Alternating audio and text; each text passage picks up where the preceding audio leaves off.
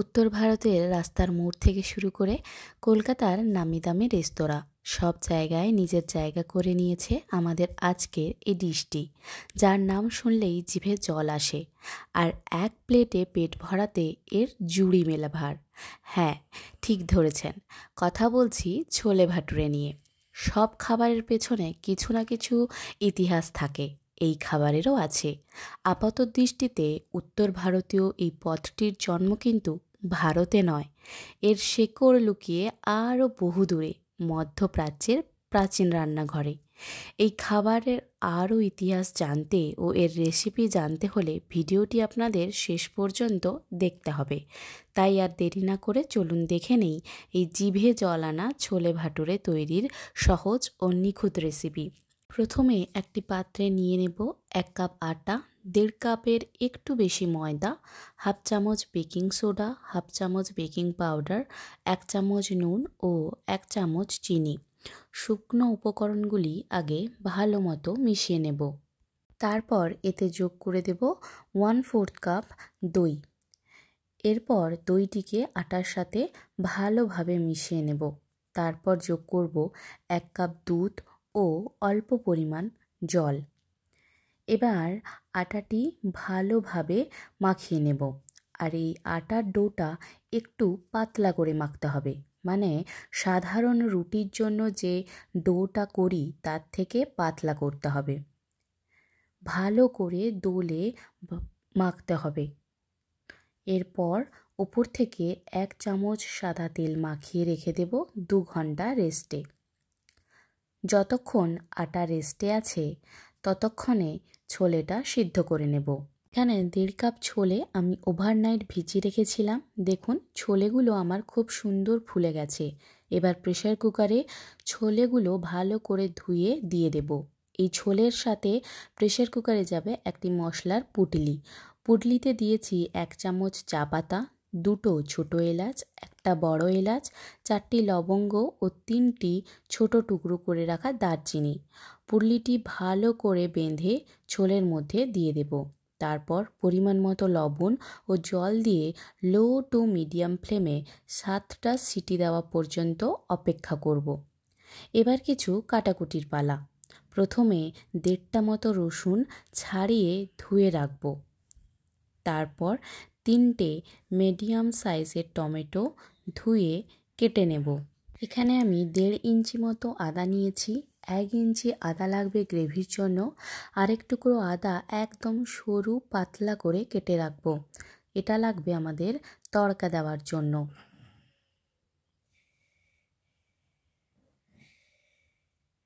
এবার চোখে জল আনার পালা, মানে পেঁয়াজ কাটার আর কি।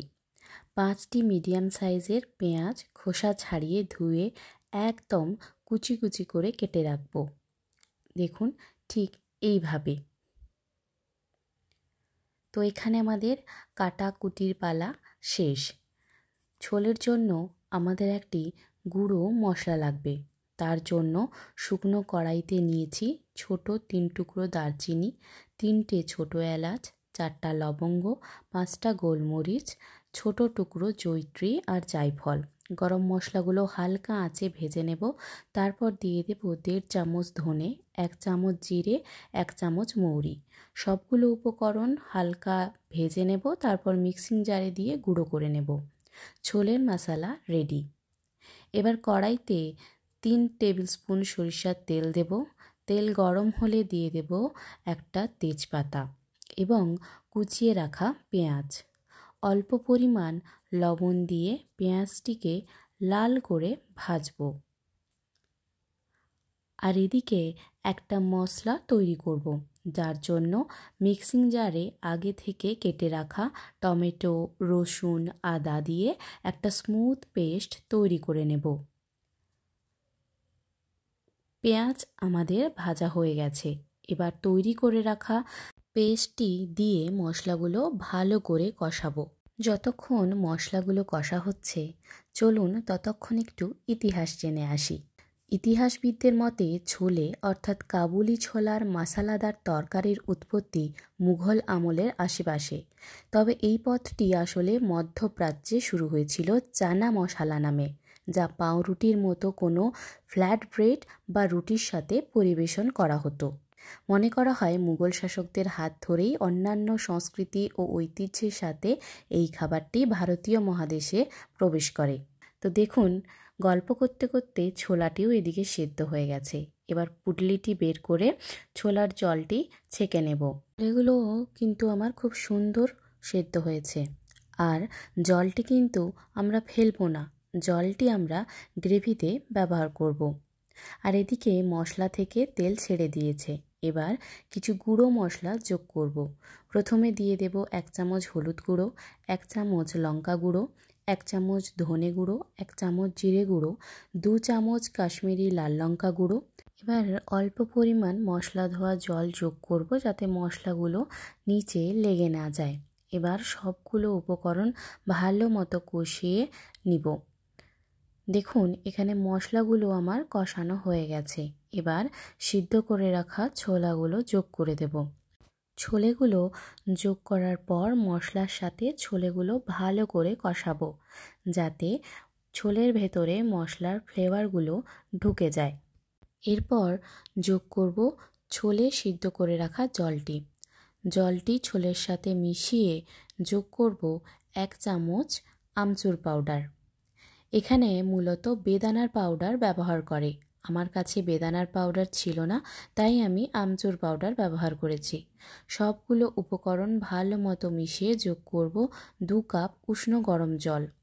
গ্রেভিটি গাঢ় হয়ে এলে উপর থেকে তৈরি করে রাখা গরম মশলা ও ধনেপাতা কুচি ছড়িয়ে নামিয়ে নেব। এরপর এই ছোলের ওপর আমরা একটা তড়কা দেব। তার জন্য একটি তড়কা প্যানে নিয়েছি 1 টেবিল স্পুন ঘি, কুচনো আদা, কস্তুরি মেথি। সবগুলো উপকরণ একটু ভালো মতো ভেজে ছোলের ওপরে দিয়ে দেব তড়কাটি। দিলেই তৈরি হয়ে যাবে আমাদের সুপার টেস্টি ছোলে।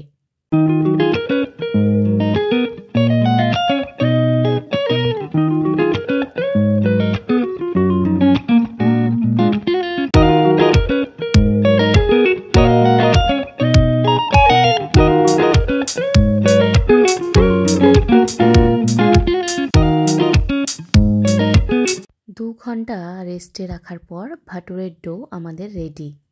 ডোটিকে আরও একবার ভালোভাবে মাখিয়ে নেব। তারপর ডো থেকে একটু বড় বড় লেচি কেটে রাখবো। এখানে সবগুলো লেচি কেটে গোল করে নিয়েছি।